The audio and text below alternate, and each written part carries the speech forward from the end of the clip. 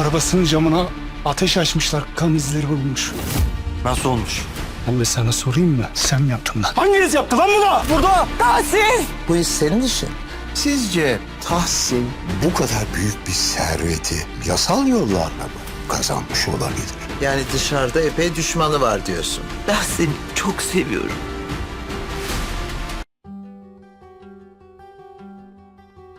Здравствуйте, мои дорогие подписчики! Добро пожаловать на наш канал! Не забудьте подписаться на наш канал, чтобы быть в курсе новых видео. Кто хотел убить Тахсин Бея? Мог ли Самет Бей желать устранения своего брата Тахсина? Что имеет в виду Самет Бей, когда говорит, что Тахсин Бей заработал так много денег незаконным путем? Как сказал Самет, у Тахсина много врагов, и поэтому с ним это произошло. Нарушит ли он мирное соглашение из-за того, что случилось с господином Нухом Тахсином? Сможет ли Нух узнать, кто сделал это с Тахсином? Услышит ли Тахсин, как Сумру говорит ему, что любит его, пока он без сознания и лежит в больнице? Умрет ли господин Тахсин? Кто тот человек, с которым госпожа Хикмет встречалась и тайно разговаривала? Найдут ли Нух или Джихан человека, который сделал это с Тахсин Беем? Заставит ли отношение Нуха к отношениям Джихана и Мелек восстать Севилай? О чем будут говорить Нух и Джихан перед Мелек? Что будет делать Мелек, когда она окажется между сестрой и мужчиной, которого любит? Сможет ли Джихан пройти через то, что сделал Ной, чтобы быть счастливым с Мелек? Поженятся ли Мелек и Джихан, несмотря на реакцию Ноя? Согласится ли Мелек выйти замуж за Джихана, несмотря на Ноя? Поженятся ли Эсад и Эсма?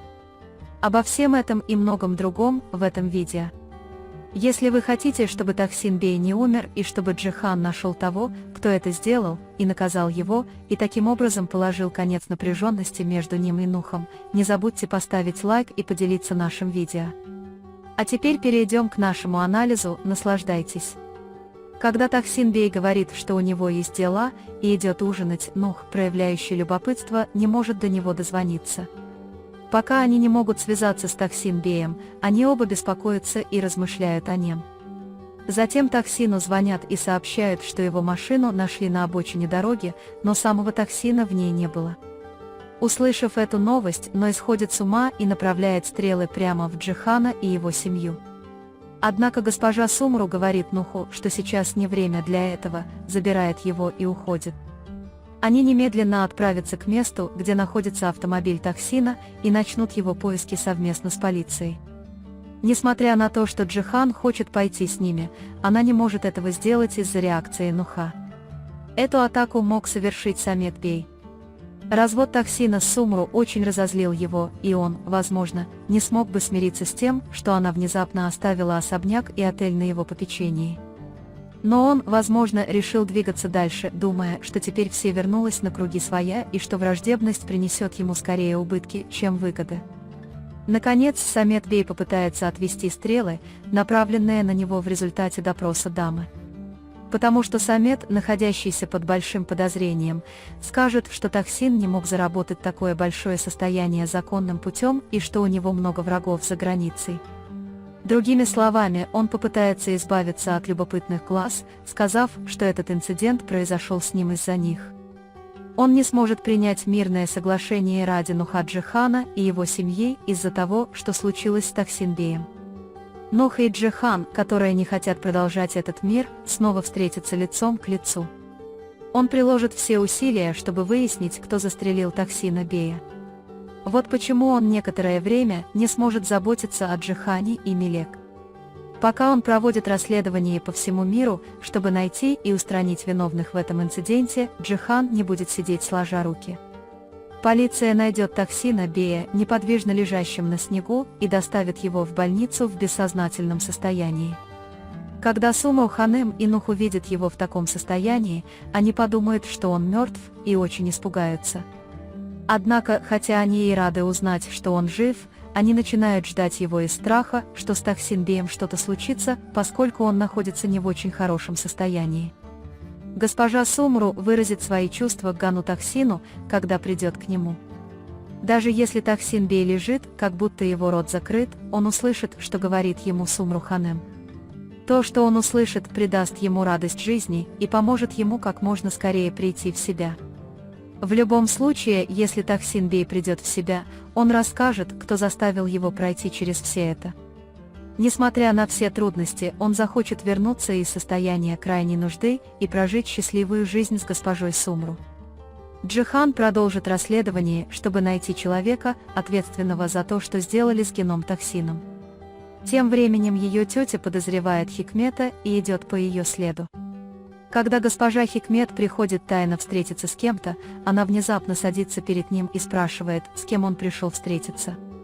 Пока Джихан загоняет Хикмет Ханем в угол и спрашивает ее, выпутается ли она из того, что случилось с Тахсин Беем, Хикмет Ханем попытается избавиться от него, давая уклончивые ответы. Ее уклончивые ответы усилят подозрения Джихана и заставят его еще больше сосредоточиться на ней. Даже если на тот момент у него не будет никаких доказательств, отныне он будет держаться на расстоянии вытянутой руки, следовать за ним и заставлять следовать за ним других. Джихан, чтобы показать свою добрую волю к Ною и то, что он действительно заслуживает Мелек, найдет человека, который сделал это с Тахсин Беем и бросит его перед Ноем.